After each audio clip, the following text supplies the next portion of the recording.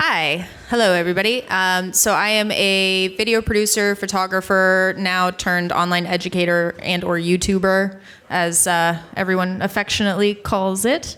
I'm from Toronto. I've been doing this ever since I graduated university, and yeah, that's me. And Viktor.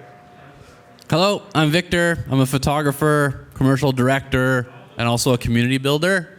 I host motorcycle meetups on the side of my photography, video, job life. And I just moved to Hamilton, so I'm just down the road, but I've been living in Toronto for the last 20, 30, how old am I? 30 years of my life. And so let's go back to the first brand that both of you got a chance to work with. Do you remember that first brand? I remember it. You do? Yeah. Then you should go It was first. such a big deal. I was so young and so... it was like my first paid, actually paid photo job. It was just like a commercial photography job. It was for Sensodyne, like the toothpaste company. Sexy. Nothing sexy. But I got paid. How did you go about getting that job back then? Back then, I knew someone at an advertising agency, and they had a super low budget job that they needed executed, and I was just getting started. So I was like, yes. Let me build that portfolio up. Oh, yeah. Lizzie, do you remember yours? Well, I mean, if we're going all the way back, then we're going back to when I first even volunteered, you know? So technically the first brand I ever worked with at all was in university, and it was for the university that I went to. If we want to go up, it was an event there. But I mean, you'd kind of level up slowly. One of the first ones, or one of the bigger ones that I remember being very notable, was Meridian Credit Union. That was through my production company. But then, I don't know, I feel like there's a difference between did I work with them as a production company or did I work with them as a content creator? Those both felt really different. And so for both of you, the work that you're doing now, fast forward, what is the type of work that you try to get versus people pitch you on? I mean, I get pitched a lot to post reels, to share different products that people want me to post. That's a lot of it. But I then just comes a little bit more education about what my background is, what I do, that I produce content, own a production company, and that, you know, it's not just, hey, I'm sharing this fun, cute little reel about your new lens. I can actually produce content to support that behind the scenes for whatever they need. So you're upselling. And so out of the film world, I mean, both of you do stuff outside of the film community as well too, between travel and automotive. How do you get those brands to work with you? What is the thing that you're selling about yourself that they choose you over someone else? Viktor, you want to start? Sure. I feel like niching out is a way. We're not fully niching out, but if you're shooting stuff that you like to shoot, whether it's cars or Barbie dolls, if you're in that niche, I don't know why I picked Barbie dolls. It was just on my mind. I want to know who shoots Barbie dolls now. Might be a niche. But there are brands that want to work with people who are in these niches. And yeah, I feel like me getting involved in the car world, I just picked it. And I don't just shoot cars, but I picked that as a direction that I love being in. I love motorcycles, I love cars. And I just started shooting that stuff. Shooting it with my friends, shooting it with friends of friends, their cars, we just talked about that. And make stuff that you want to get hired to shoot.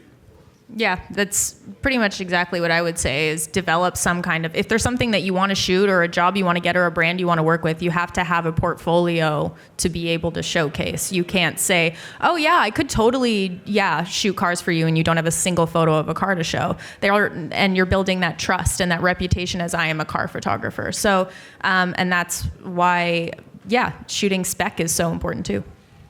Now looking back at some of the stuff that you've shot, is there advice that you would give to people, whether it be niching out or working on a specific project that kind of stepped up your career to the next level to be able to add that extra zero to, you know, that paycheck?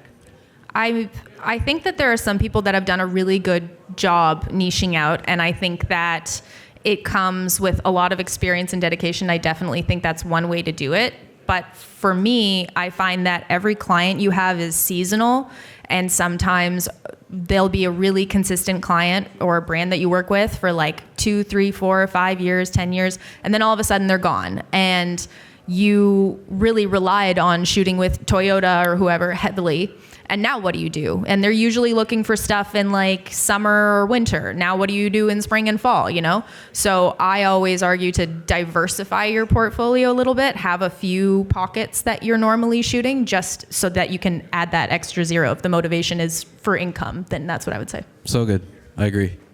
Very good. If the Thumbs up emoji. if the motivation is not dollars and you're in this craft to try to be the best photographer, filmmaker, whatever it may be, how do you mix the I want to make money but also still love the thing that I'm doing? Then that's like the age-old question. Holy You want to go? moly. You want to take that one? I don't know. Is it possible? I don't. I think it is possible. Like we see some Yeah. artists that are like, they seem like they're doing well and they're making what they want to make. Yeah. But working with brands is, from my experience, it's never. I'm not getting hired by brands to make what I want to make. I'm getting hired by brands to execute a creative idea that they have already come up with. So, I lost my train of thought, but I don't. I don't know the answer to that question. I think that the people that have become really successful shooting one thing, and again, we're using cars as an example, and it took them a long time to get there, and that's all they do, and they love doing it, and now it's just, they get these, that's the dream, is you're working with your dream clients all the time, and you're getting big budgets. I haven't seen that yet. I have had dream opportunities for sure, but they're all like, once you grow up, you realize all adults are just children in older bodies. And that's a terrifying realization to make. So every brand that I've worked with, you think it's going to be streamlined and it's going to be like this beautiful thing. And they're just going to give you this money and you're going to take this picture and they're going to love it. And everyone's going to hold hands after and sing Kumbaya. It never happens. I've never experienced that. So I think there are dream instances, but I think that a lot of times as an artist, not everything you do can be fulfilling. And that's what the realization I've come to after all of that. But I think a lot of people who love one genre of photography, they have that not as a hobby, but they're like, I'm going to keep this for me and I'm not going to monetize that. Or I'm going to be very careful with who I decide to work with I don't start looking at it differently. And then I'll do these other things for money. It doesn't become that career turned into a job, turned into I have to do this. Yeah. Now, if you're trying to get that dream client, you're trying to get, the Honda, the Toyota, or whoever it may be, what are you putting together to land them? Like, how do they pick you? Are you putting together a treatment, references, a portfolio? Why would they pick, one of you over somebody else? Yeah, I can touch on this a bit. I'm in a place where I don't totally feel like the brands, like they're not like, we want to work with Viktor. I feel like I'm getting put in front of them via a production company. And sometimes I have to pitch. Certain jobs will come in. Most of my work comes in from a production company and they're bidding for a job against 2 other production companies, called a triple bid. So like 3 production companies are pitching to get one job. And the director on that job, or from each production company will have a director that is coming up with their spin on an already existing creative idea. And so I might get into that fold where I'm put forward, and you're familiar with this. It's like I get to pitch an idea, and then from those 3, they pick who they want to work with. But I don't know. I don't think I'm at that point in my career yet where it's like, all these big brands like need to work with Vic. Right. I think sometimes on smaller things, maybe, but I think they're usually looking at your just examples of your work in your portfolio, definitely, and probably price are the two big things. But probably what the production company then is putting together is they definitely have an estimate that they're putting in front of the client. They definitely have a pitch deck, so it might be some slides, some examples, previous work, things like that, presented nicely, a little treatment. And I would say at that point, what I like to do is I always try and get a phone call before I send any of that, because I want them to hear my voice, to hear how competent I am, to hear how friendly I am, because likability is a massive part in getting selected for a job. As much as we like to think that we're always choosing the most qualified person, we are all biased and we will never escape it, unfortunately. So I'm going to play into that bias, I'm going to roll with it. And if I can sell myself on that phone call, I think that differentiates me when I can express, here's everything I have to offer, here's how it'll play out, let me educate you on the process, and work with the brand to make them feel confident in me so they like me. And when you're working with the brand throughout the process, what is your creative process to not do the same thing over and over again? How do you keep it original and creative when you may get pitched by the same brand that 3 brands do the same different thing? How do you keep that flavor of originality? You're like, that's a good question. These were not 5 prepared questions, by the way, at all. Victor's like listening, like, wow, that is a good question. I would love to hear the answer.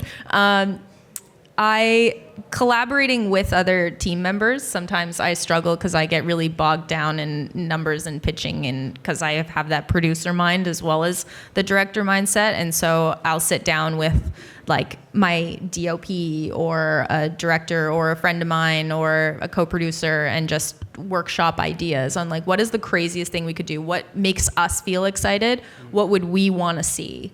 And how can we spin this differently? Or what piece of content have we seen that inspired us? And like having a journal of inspiration is a great indication. Pulling references, from things you've seen, and then taking that one step further. But it's hard.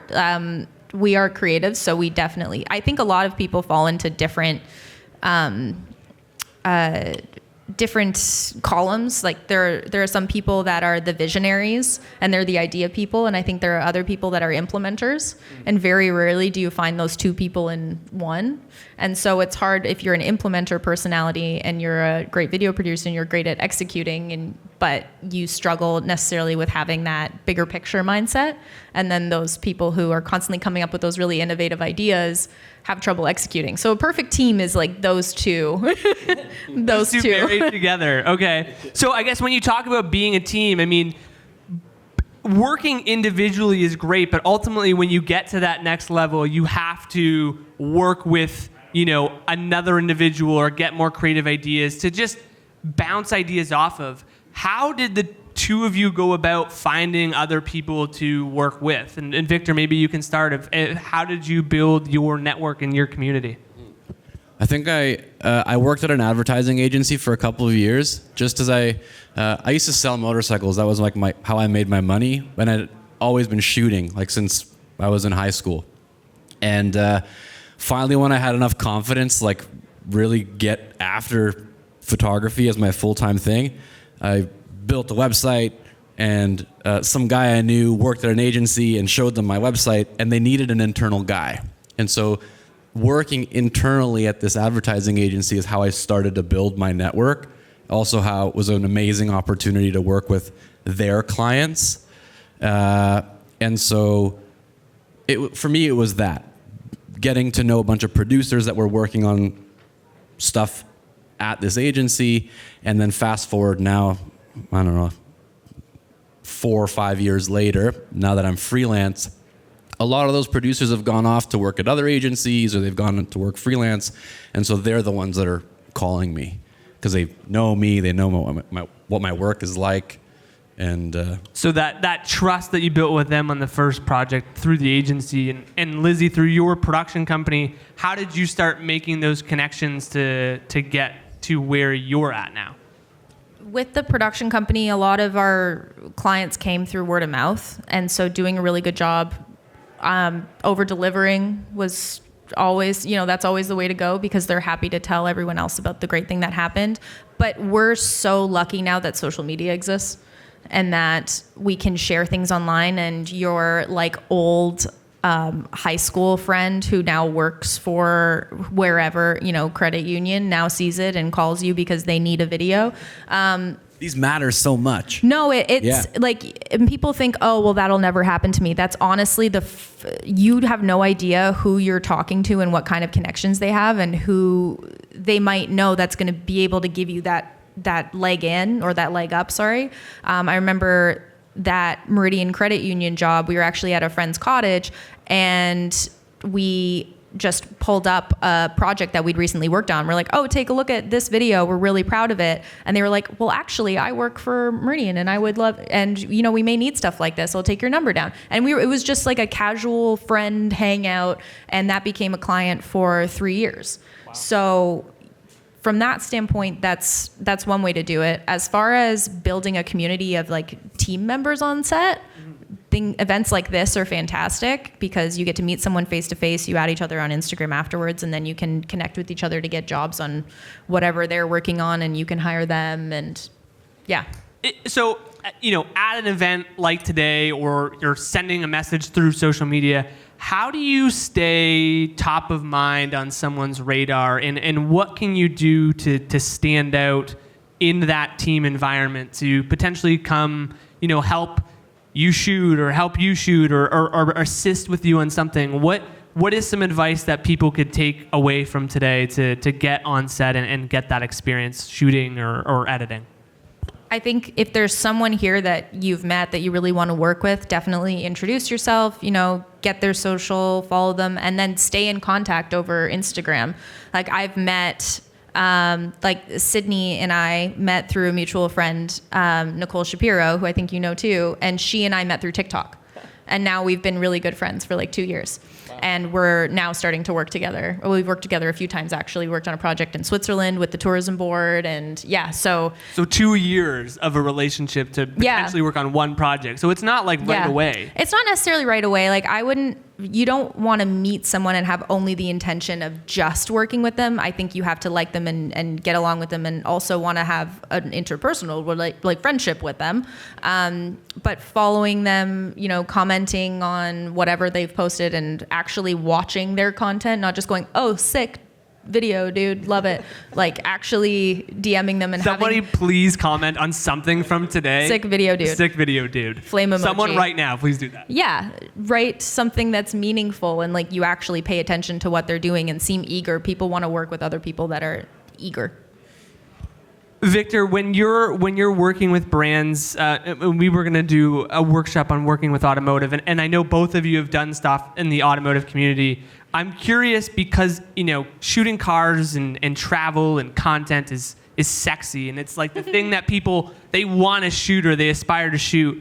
How do you work with a brand that's not sexy? How do you make that thing seem interesting and not like, oh, this is just X product? I'm not going to throw any of the companies I work with under the bus. I think in today's climate, my approach right now is like work is work. I'm grateful for the work. Photography and video is 100% how I make my living. It's how I pay my rent. It's how I put gas in my motorcycle. It's how I take friends out for dinner.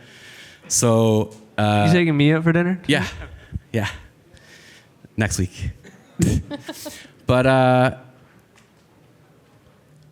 and what that looks like is a lot of the projects that I work on, you might not see, but they're not sexy. I can think of one. I don't know. The latest stuff has been pretty sexy, so I'm pretty stoked about it. But like, but not everything makes you real. We were talking about that before. It's not everything goes on Instagram. Like, how many brands are you working with that you work with because some stuff is for the real and some stuff pays the bills? That's just the reality of being a creator, a filmmaker, a photographer. Yeah. I don't know about how to make something. I mean, something that's really interesting to people is travel and automotive. Like, people think it's cool and they can identify with it. Are people really excited about like a credit union? Not really, but there are ways to make that to execute it really well that it can be really interesting for you. And I think what is going to make your work stand out against, the sea of other content that's out there and the other credit union videos is, okay, how do you see yourself caring about a credit union? How do you put yourself in the buyer's shoes and try to appeal to them or make something eye-catching and interesting? And think of, like, that is 90% of my life on YouTube is like, what would I want to see or what am I interested in? And it's the same thing with pitching any kind of concept. It's what do you think that buyer would be interested, like what's going to grab their attention? What do you think they want to hear? Which is why, so many of our corporate videos that could have just been like, here's this product and here is how it works. Step 1, 2, 3, 4. And we told a story about it. Instead, we made like a commercial doc and made people feel an emotion about the product behind it. Because that's what everything comes down to at the end of the day is how does it affect a person in your life? It's not like the tea kettle. It's having tea in the morning as a routine and how that elevates your day and calms you or whatever.